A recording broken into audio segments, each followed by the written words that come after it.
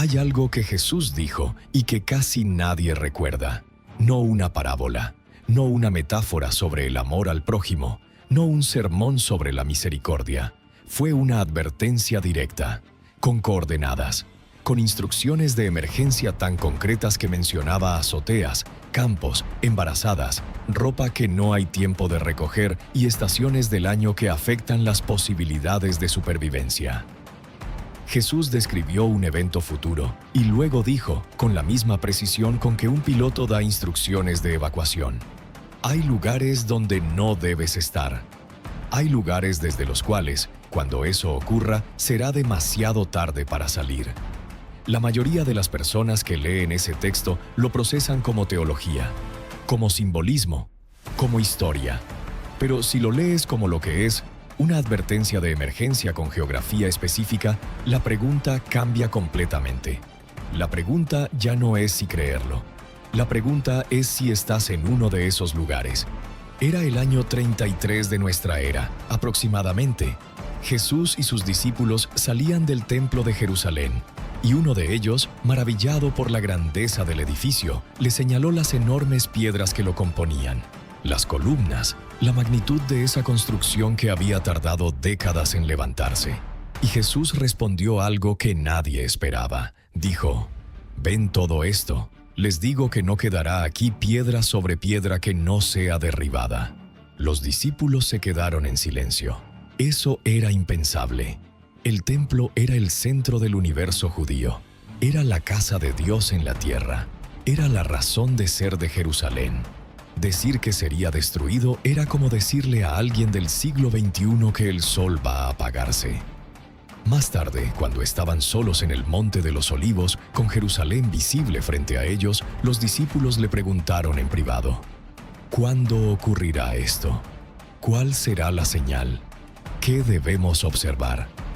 Y entonces Jesús habló.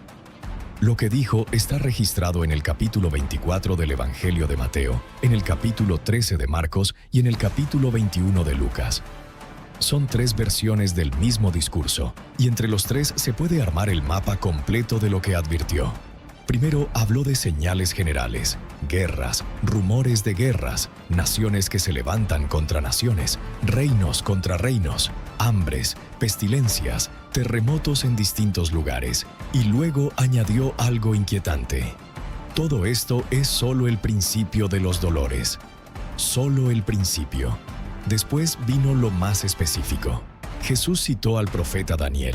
Habló de algo que Daniel había llamado la abominación desoladora puesta en pie en el lugar santo, y dijo: el que lee, que entienda. Ese paréntesis, el que lee, que entienda, es uno de los momentos más singulares de los evangelios. Jesús estaba diciendo que lo que venía después era importante, que no era decorativo, que requería atención real. Y lo que vino después fue esto.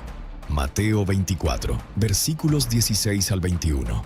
Entonces los que estén en Judea huyan a los montes. El que esté en la azotea no baje a tomar nada de su casa. El que esté en el campo no regrese a buscar su capa. Ay de las que estén en cinta y de las que estén amamantando en aquellos días. Oren para que su huida no sea en invierno ni en sábado, porque habrá entonces una tribulación tan grande como no la ha habido desde el principio del mundo hasta ahora, ni la habrá. Detente un momento. Esto no es poesía. Esto no es metáfora. Jesús está describiendo un protocolo de evacuación. Está diciendo que habrá un momento en que la velocidad de reacción importará tanto que subir del campo a la azotea a recoger ropa podría ser la diferencia entre vivir y morir. Que el invierno como temporada importará. Que estar embarazada o amamantando añadirá dificultad a la huida. Eso no es lenguaje simbólico. Eso es lenguaje de emergencia real. Lucas añade una dimensión más concreta todavía. En su versión del mismo discurso, en el capítulo 21, Jesús no habla de la abominación desoladora, sino directamente de Jerusalén. Dice: cuando vean a Jerusalén rodeada de ejércitos, sepan que su desolación está cerca. Entonces los que estén en Judea huyan a los montes, los que estén dentro de la ciudad salgan, y los que estén en los campos no entren en ella. Lucas añade, porque Jerusalén será pisoteada por los gentiles, hasta que los tiempos de los gentiles se cumplan. ¿Cuántos lugares nombra explícitamente? Judea, Jerusalén. Los que están dentro de la ciudad, los que están en los campos alrededor. Instrucciones distintas para cada zona geográfica, porque cada zona tiene un perfil de riesgo diferente. Luego, en el libro del Apocalipsis, el mapa se amplía. El capítulo 16 describe 7 copas de ira derramadas sobre la tierra. La sexta copa seca el río Éufrates para abrir paso a los reyes del oriente. El lugar de reunión final se llama Armagedón, que en hebreo es Har Megiddo, la colina de Megiddo, en el norte de Israel. La séptima copa produce un terremoto que divide una gran ciudad en 3 partes y derrumba las ciudades de las naciones.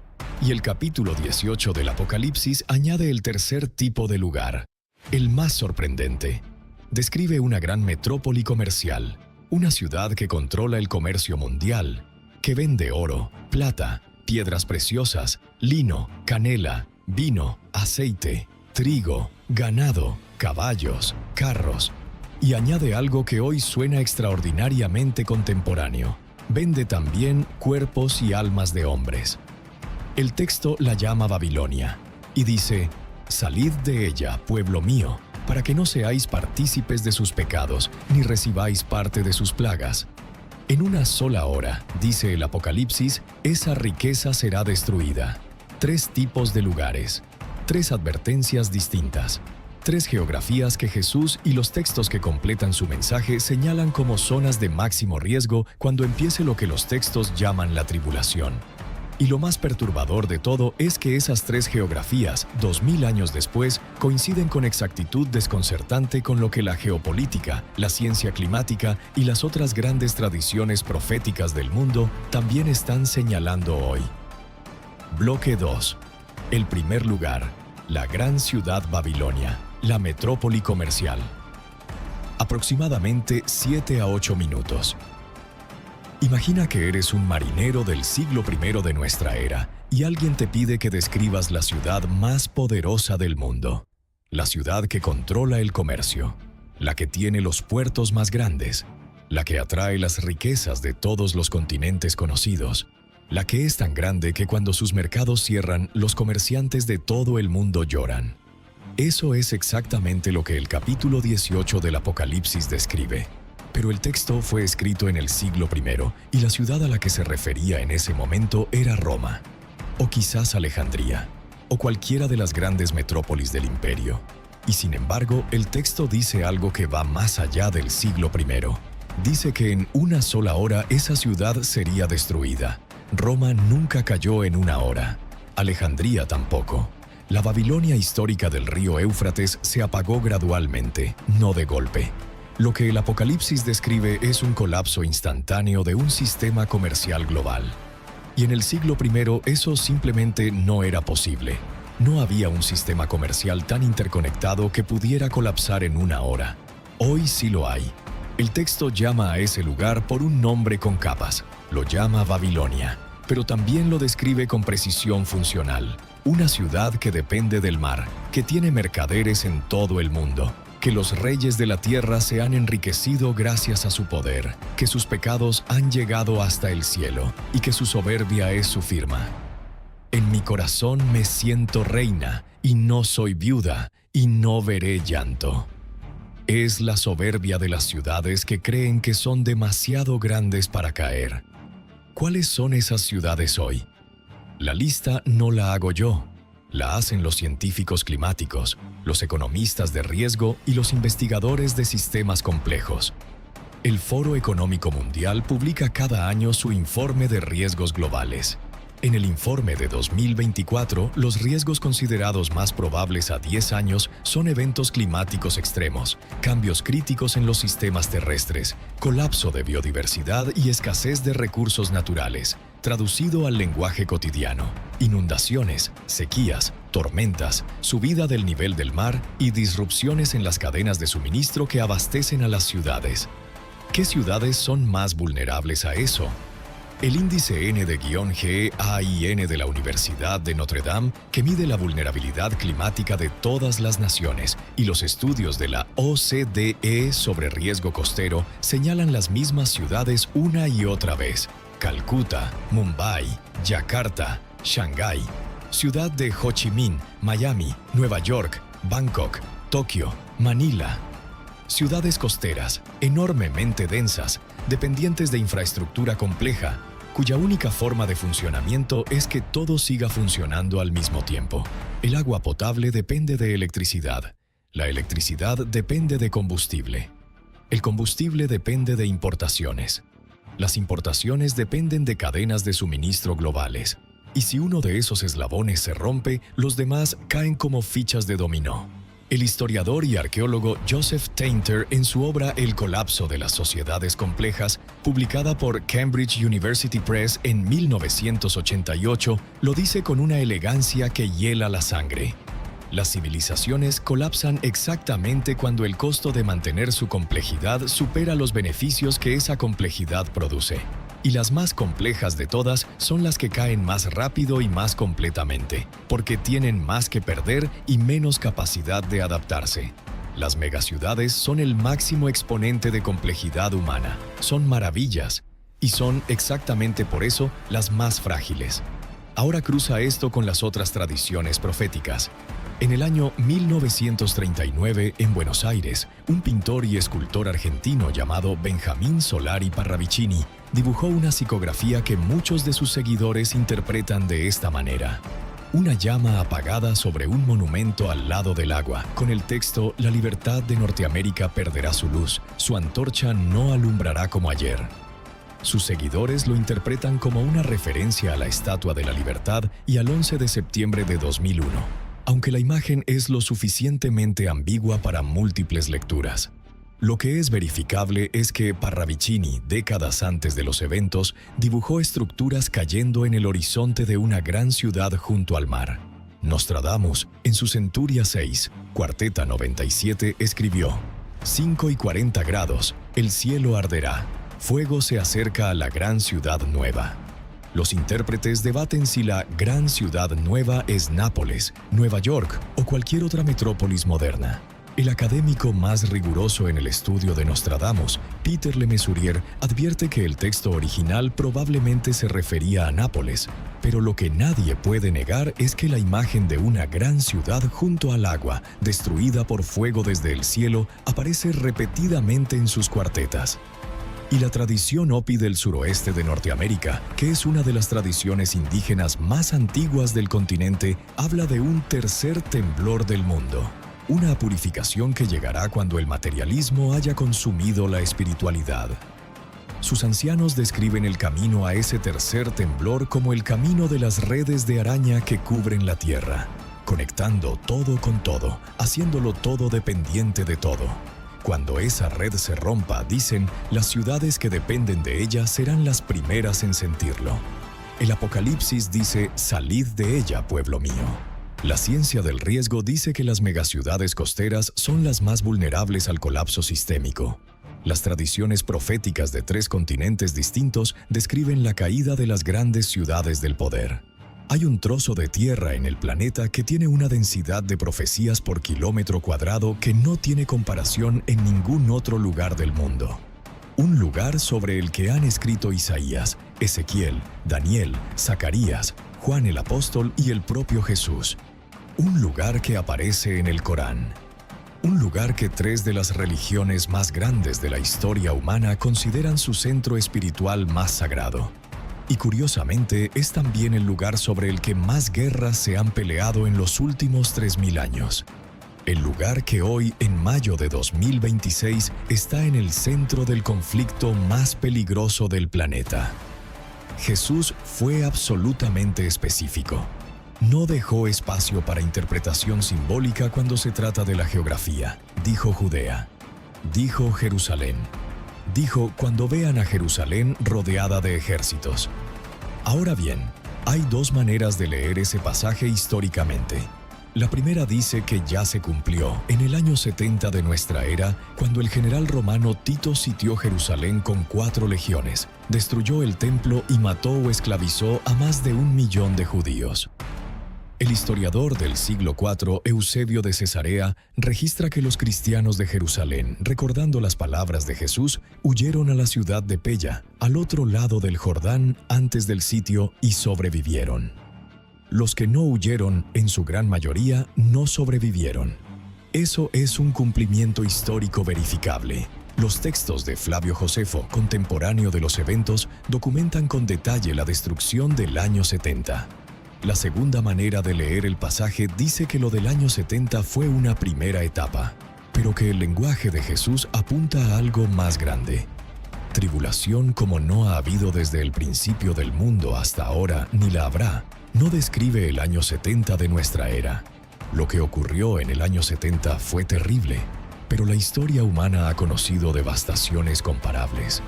Si lo que Jesús describía ya ocurrió completamente en el año 70, la frase «ni la habrá» no tiene sentido.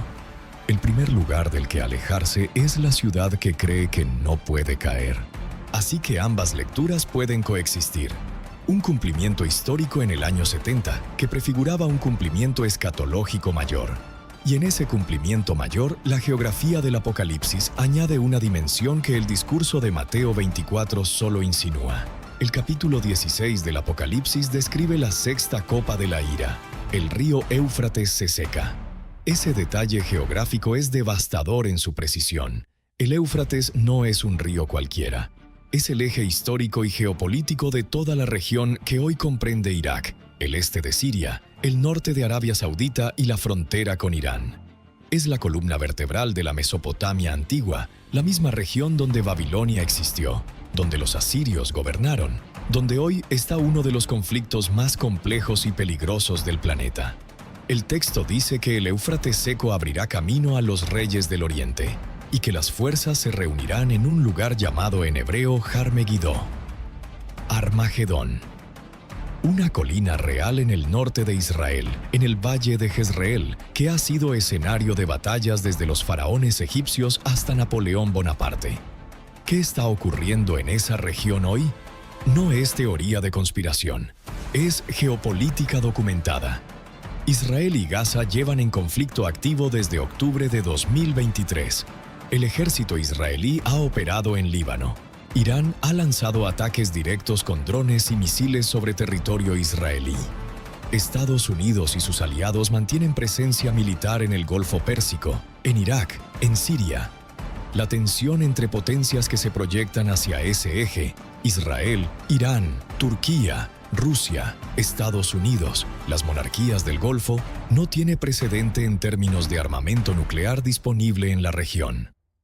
El informe de riesgos globales del Foro Económico Mundial de 2024 coloca el conflicto armado interestatal como el quinto riesgo más probable en los próximos 2 años.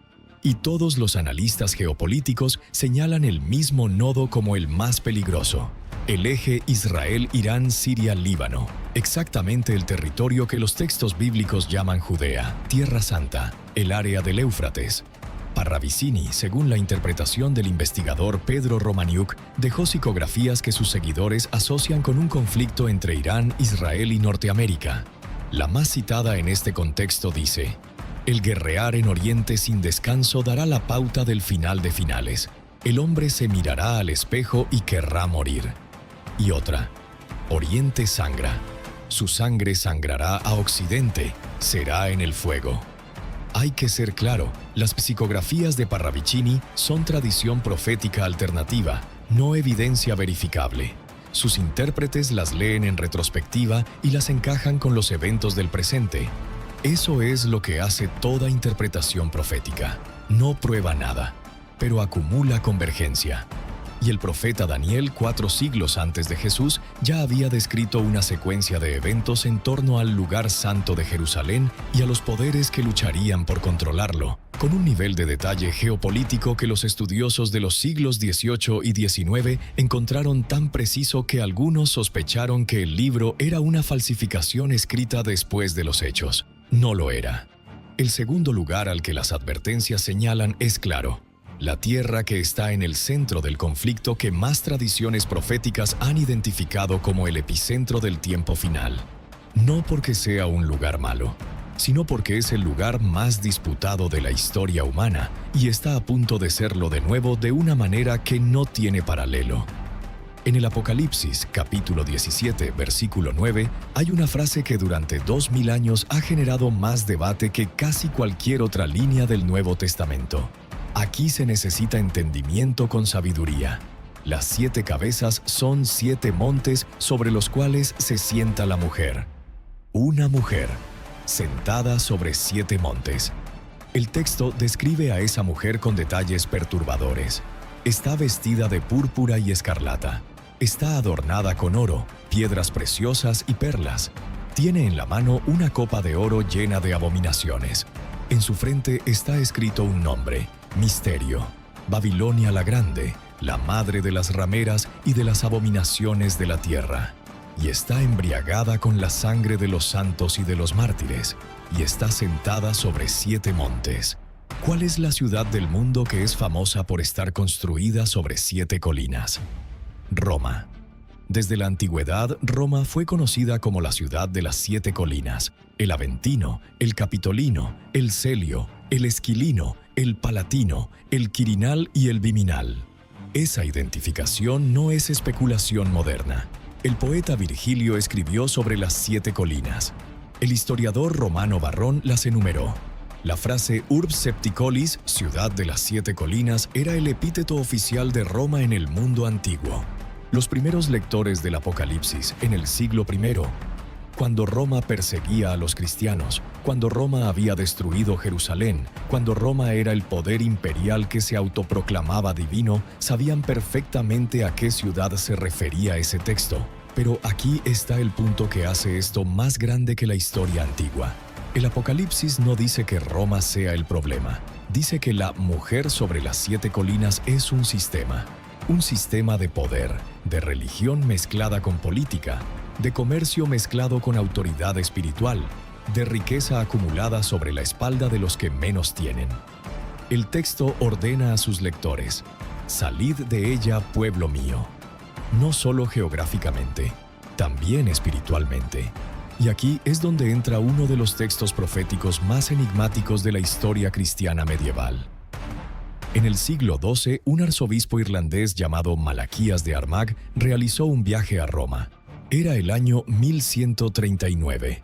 Según la tradición, tuvo una visión y escribió una lista de 112 epítetos latinos, cada uno correspondiente a un papa que vendría desde ese momento hasta el fin de los tiempos.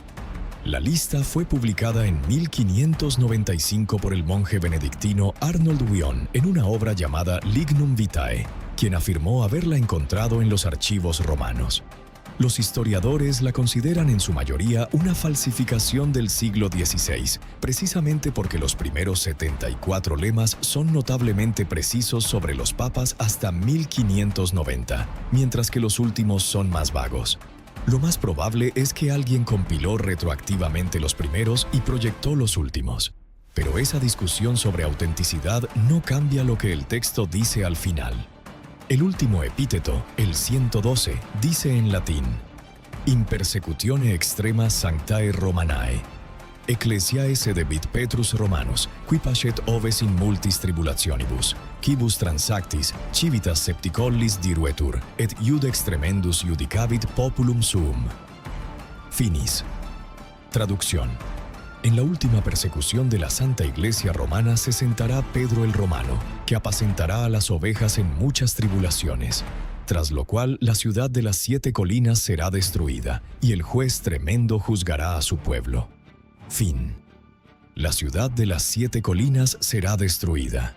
Es la misma ciudad que el Apocalipsis señala, y el texto atribuido a San Malaquías le pone un tiempo: después del último papa. El Papa Francisco falleció el 21 de abril de 2025. El cónclave de 2025 eligió a su sucesor.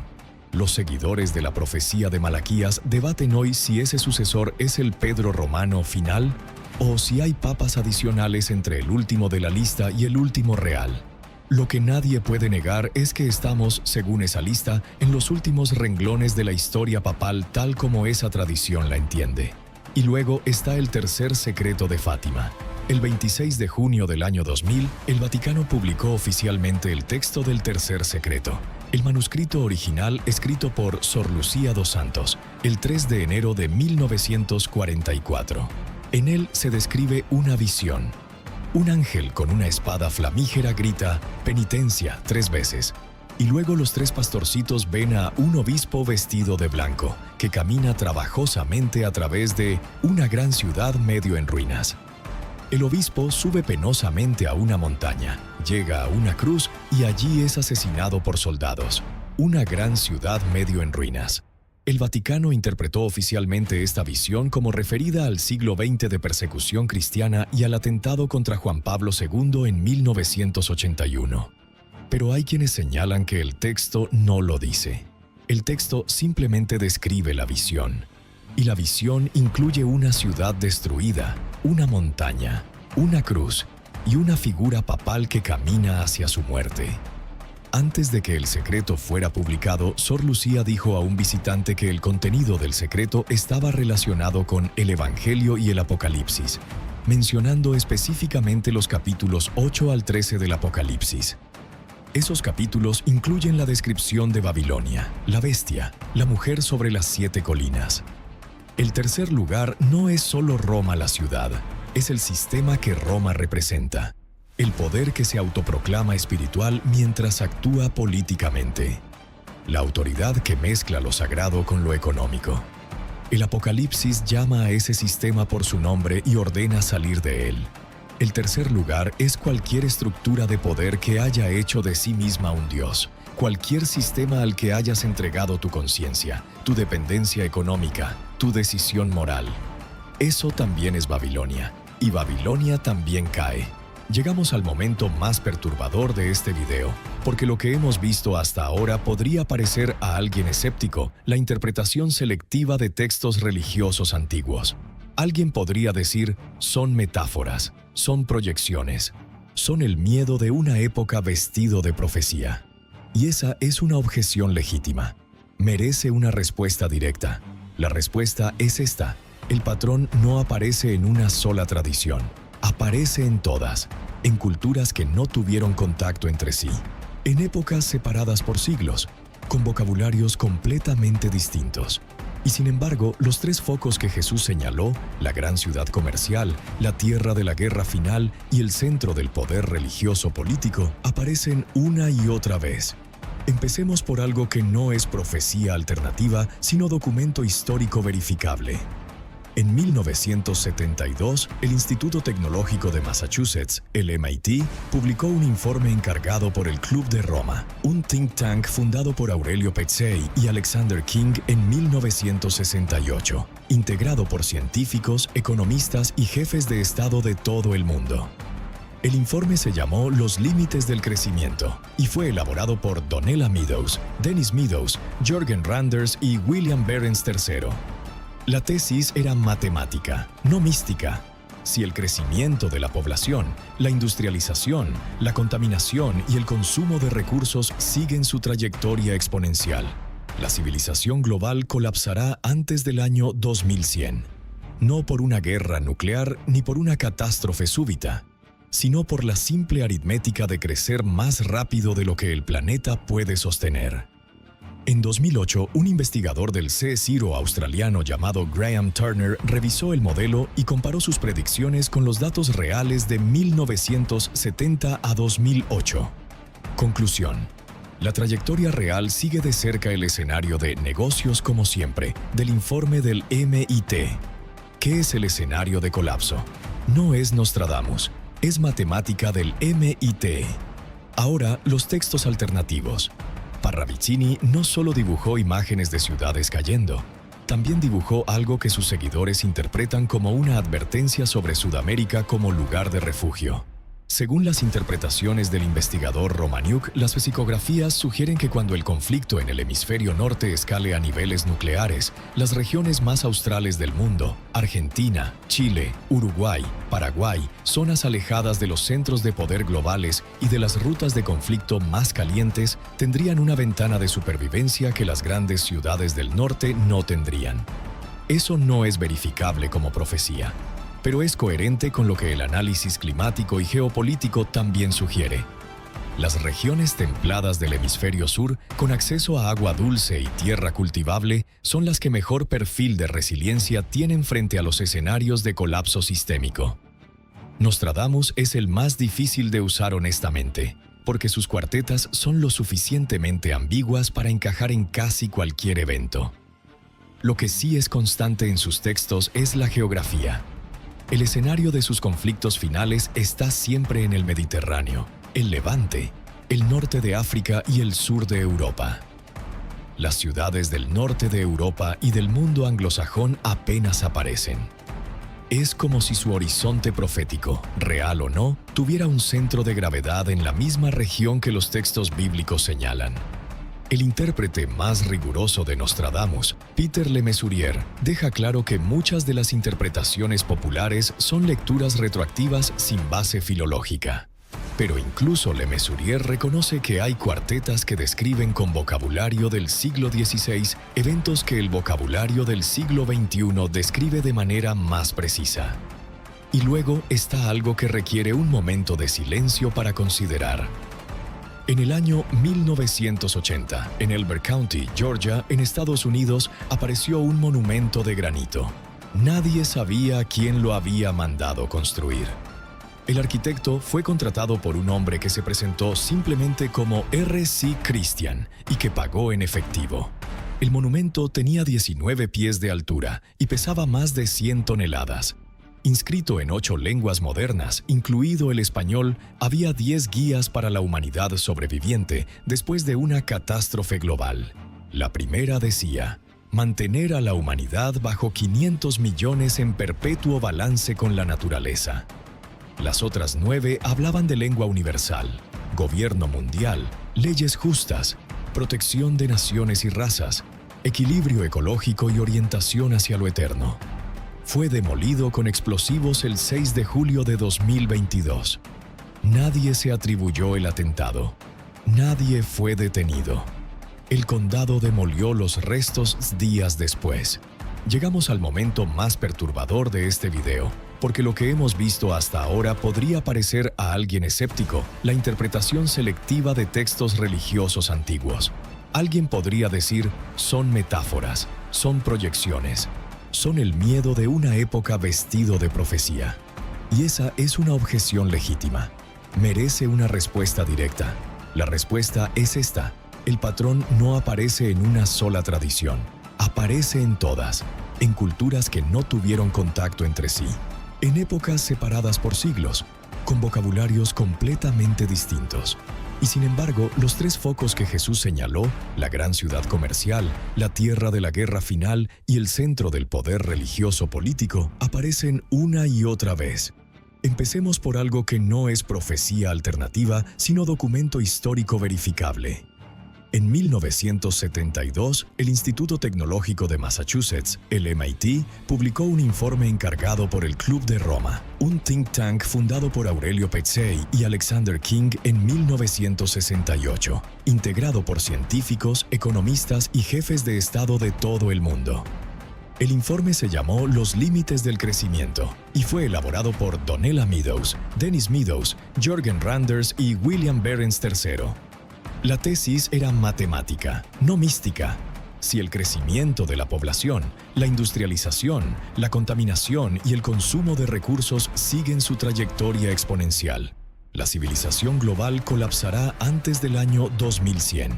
No por una guerra nuclear ni por una catástrofe súbita, sino por la simple aritmética de crecer más rápido de lo que el planeta puede sostener. En 2008, un investigador del CSIRO australiano llamado Graham Turner revisó el modelo y comparó sus predicciones con los datos reales de 1970 a 2008. Conclusión: La trayectoria real sigue de cerca el escenario de negocios como siempre, del informe del MIT. ¿Qué es el escenario de colapso? No es Nostradamus, es matemática del MIT. Ahora, los textos alternativos. Parravicini no solo dibujó imágenes de ciudades cayendo, también dibujó algo que sus seguidores interpretan como una advertencia sobre Sudamérica como lugar de refugio. Según las interpretaciones del investigador Romaniuk, las vesicografías sugieren que cuando el conflicto en el hemisferio norte escale a niveles nucleares, las regiones más australes del mundo, Argentina, Chile, Uruguay, Paraguay, zonas alejadas de los centros de poder globales y de las rutas de conflicto más calientes, tendrían una ventana de supervivencia que las grandes ciudades del norte no tendrían. Eso no es verificable como profecía, pero es coherente con lo que el análisis climático y geopolítico también sugiere. Las regiones templadas del hemisferio sur, con acceso a agua dulce y tierra cultivable, son las que mejor perfil de resiliencia tienen frente a los escenarios de colapso sistémico. Nostradamus es el más difícil de usar honestamente, porque sus cuartetas son lo suficientemente ambiguas para encajar en casi cualquier evento. Lo que sí es constante en sus textos es la geografía.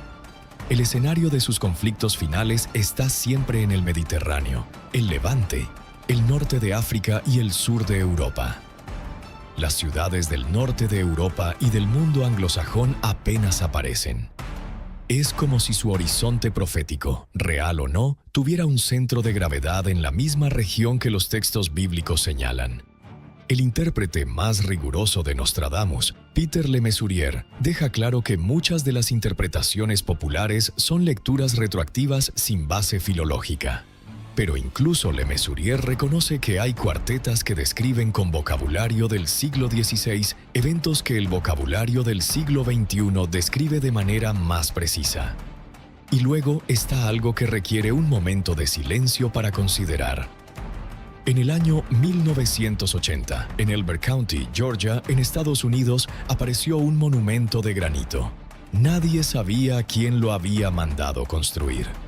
El arquitecto fue contratado por un hombre que se presentó simplemente como R.C. Christian y que pagó en efectivo. El monumento tenía 19 pies de altura y pesaba más de 100 toneladas. Inscrito en 8 lenguas modernas, incluido el español, había 10 guías para la humanidad sobreviviente después de una catástrofe global. La primera decía: mantener a la humanidad bajo 500 millones en perpetuo balance con la naturaleza. Las otras 9 hablaban de lengua universal, gobierno mundial, leyes justas, protección de naciones y razas, equilibrio ecológico y orientación hacia lo eterno. Fue demolido con explosivos el 6 de julio de 2022. Nadie se atribuyó el atentado. Nadie fue detenido. El condado demolió los restos días después. Significa empezar a construir, dentro de la vida que tienes, los pilares de una vida que no dependa completamente de que todo siga funcionando perfecto. No como paranoia, sino como sabiduría. Y significa, sobre todo, la preparación que ningún manual de supervivencia incluye, pero que todas las tradiciones espirituales del mundo colocan en primer lugar: la claridad interior. Saber quién eres cuando te quitan todo lo exterior. Saber de qué estás hecho cuando los sistemas que te han definido dejan de funcionar. Los que cruzaron el Mar Rojo no eran los que tenían más recursos. Eran los que se movieron cuando llegó el momento de moverse. Los que huyeron de Jerusalén antes del año 70 no eran los más poderosos. Eran los que habían tomado en serio una advertencia que la mayoría ignoró. Los primeros monjes del desierto egipcio del siglo III y IV que abandonaron las ciudades del Imperio Romano justo cuando ese imperio empezaba su declive, no lo hicieron por cobardía. Lo hicieron porque su claridad espiritual les permitía ver lo que la mayoría, encandilada por el esplendor imperial, no podía ver. Hay un tipo de persona que en cada gran transición histórica sale antes de que el costo de salir sea demasiado alto. Y hay un tipo de persona que se queda hasta que ya no puede salir. La diferencia entre los dos no siempre es el dinero, ni los recursos, ni la inteligencia. A veces es simplemente haber prestado atención. Este video es una invitación a prestar atención. Si llegaste hasta aquí, ya sabes más de lo que sabe la mayoría sobre lo que los textos más antiguos del mundo dijeron sobre este momento. Y ya sabes que esos textos no están solos, que hay tradiciones que no tuvieron contacto entre sí y que señalan en la misma dirección, que hay ciencia que, sin quererlo, confirma lo que la profecía dijo hace milenios. Pero hay una capa más en esta historia que todavía no hemos tocado. Porque si las advertencias de Jesús describen lo que viene y si las tradiciones proféticas de todo el mundo lo confirman, hay una pregunta que nadie ha respondido satisfactoriamente. ¿Quiénes eran los Anunnaki que los textos sumerios describieron como los arquitectos del mundo anterior? ¿Qué conexión tienen con los eventos del tiempo final? ¿Por qué las mismas tablillas que describieron el diluvio hace 4000 años también describieron un regreso? ¿Y por qué ese regreso coincide con el lenguaje del Apocalipsis de una manera que ningún académico ha podido explicar completamente? Ese es el próximo video. Ya está en proceso. Si no quieres perdértelo, suscríbete ahora y activa la campana. Y si este video encendió algo en ti, compártelo. No para asustar a nadie, sino porque a veces la advertencia que alguien necesita llega exactamente a través de alguien que se tomó el tiempo de compartirla. Nos vemos en el próximo capítulo de El despertar de la serpiente.